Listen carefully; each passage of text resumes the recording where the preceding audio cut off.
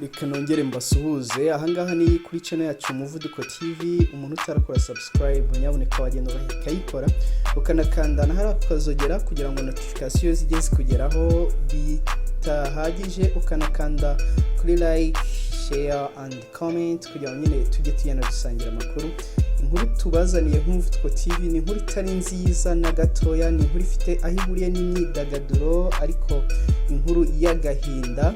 Nuko nyuma yuko hagiye amakuru hanze yuko umuraperi Tuyishime Joshua Jay Polly wahoze mu itsinda Tough Gangs nyuma kaza no kwikorana, abantu nyine bagiye babivugaho byinshi, ariko ni inkuru yasohotse by'umwihariko, ariko abantu benshi bibaza icyaba cyahitanye Tuyishime Joshua cyangwa se Jay Polly. Ubu rero urwego rw'igihugu rushinzwe imfungwa n'abagororwa RCS rwamaze gutangaza ndi makuru. Ni itangazo tugiye kuba tubasomera nk'Umuvuduko TV, ariko kugira ngo tugende tubibanamo neza wakora subscribe, ukakanda ukazogera, ukanakanda like, ukaduha share ndetse no kuri comment.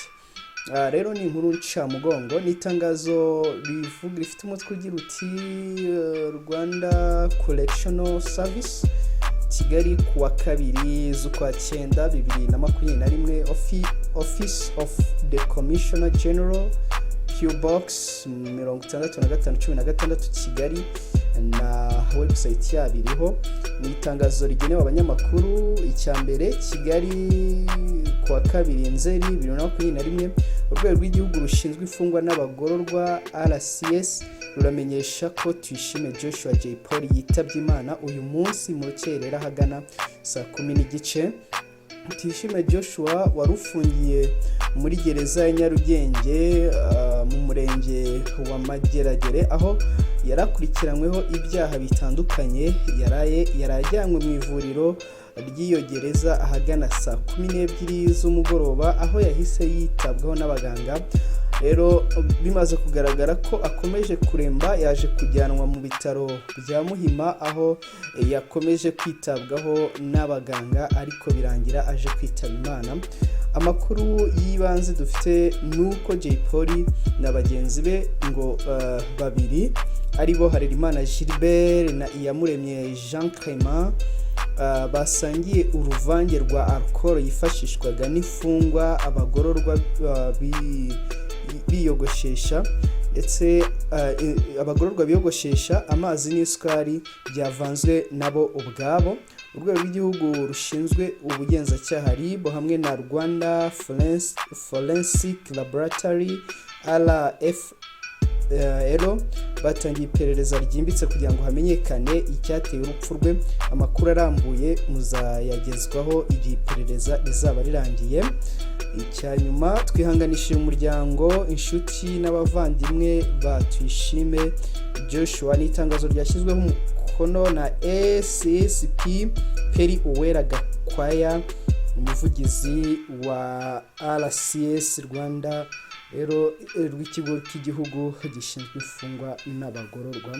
Urupfu rwa Tuyishime Joshua rurimo rwashenguye abantu benshi cyane batandukanye, barimo ibyamamare bitandukanye. Twagiye tubona kuri Twitter ya Israel Mbonyi, nawe ari mu bantu nyine bagiye bavuga bati ibi ntago byoroshye, rest in peace. Mike Karangwa nawe binyujije kuri Facebook ati ibi ntago ari ibintu umuntu yagakwiye kumva cyangwa se kwakira.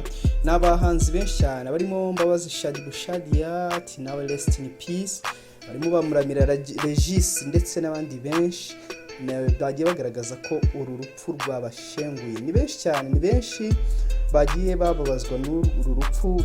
Tuyishime Joshua yatangira umuziki we mu itsinda Tough Gang, aho yari ari kumwe n'abahanzi batandukanye barimo Bulldog, Green P, abarimo Fireman ndetse na Pifra. Aba rero bari abahanzi biyumbiye mu itsinda Tough Gang, ariko nyuma baje gutandukana, buri wese akora ku giti cye. Jay Polly yaje kugeraho anatwara Primus Guma Guma Superstar hari mu 2014, rero ku mafoto nk'uko mwagiye mukunda kubibona ku mbuga nkoranyambaga n'ubundi ayiherezwa na nyakwigendera wahoze ari minisitiri wa siporo n'umuco Joseph Habineza, nawe umaze ndumva nta cyumweru gishize yitabye Imana, none na Tuyishime Joshua nawe yitabye Imana kuri uyu munsi. Rero Tuyishime Joshua yakoze indirimbo zakunzwe n'abantu benshi, harimo nk'indirimbo Rusumbanzika, indirimbo Umwamuganje, Defade, n'indirimbo Akanyarira Jisho, n'indirimbo nyinshi cyane yagiye akora zitandukanye, yagiye agaragara mu bitaramo bikomeye. Tuyishime Joshua witabye Imana ku myaka ya 33, asize umwana umwe, n'umwana nyine wiwe. Hanyuma umukunzi we hari mu gihugu cya Kenya aganira n'ikinyamakuru BBC yavuga ko atarabyakira kugeza aka kanya, ko wazabyakira ageze mu Rwanda. Umukunzi we mushya kuko Jay Polly yahoranye n'umugore we baje gushwana, ibyo byose mwagiye mubyumva, ariko mu by'ukuri hip hop icitse umugongo. Gatatu yandika kuri Instagram we yavuga ngo ni kabaka, bishatse kuvuga umwami.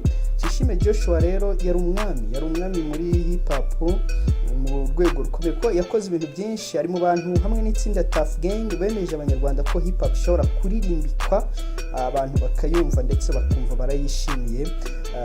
Haba akorana na Tough Gang, anakora ku giti cye, umuntu wagize umuziki uryoshye cyane. Mu minsi yashize mu bihe biheruka yavuzwe mu bitaramo i Dubai, ariko nyuma aza kugaruka. Ariko Jay Polly uyu munsi tubagezaho inkuru nuko ku munsi w'ejo ubwo yari imbere y'urukiko, yari mutaraga akomeye rwose, bigaragara ko nta kibazo na kimwe afite. Ni mu gihe yarakurikiranyweho gukoresha, yakekwagaho gukoresha ibiyobyabwenge hamwe n'abagenzi bagera kuri 11. Ubwo urubanza rwe rwo gusomerwa mu mizi, Jay Polly yari kuzasomerwa mu kwezi gutaha kwa 10, ariko Jay Polly aritahiye. Jay Polly araruhutse. Jay Polly kugeza aka kanya ntabwo akiri mu isi y'abazima. Twebwe nk'Umuvuduko TV icyo twavuga ni ukwihanganisha abakunzi ba muzika, abakunzi ba hip hop, umuryango we, inshuti ze, abavandimwe birumvikana, ndetse n'abandi bantu bafite aho bahuriye na muzika muri rusange, ko Jay Polly yatanze ibyo yari afite, yatanze ibyishimo ku banyarwanda.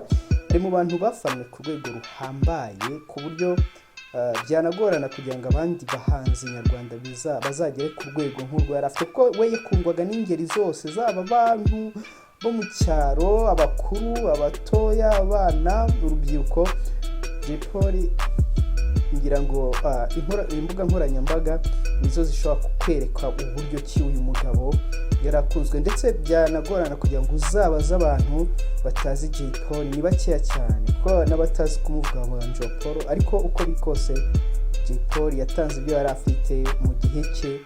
Mu by'ukuri Imana imuhe ibiruhuko ridashira, kadukomeza twihanganisha umuryango we, inshuti ze, ndetse n'abakundaga ibihangano bye muri rusange. Twe turacyari Umuvuduko TV. Ciao.